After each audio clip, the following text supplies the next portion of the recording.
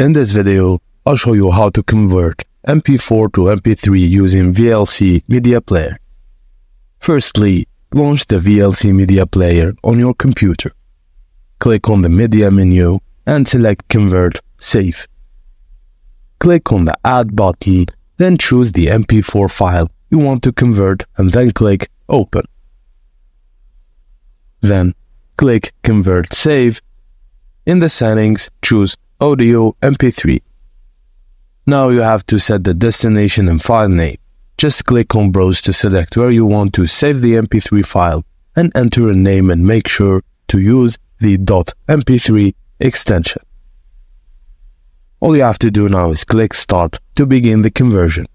Wait for the program bar to complete and then go to the saved location, right-click on the MP3 file, then open it with VLC to confirm if it's working.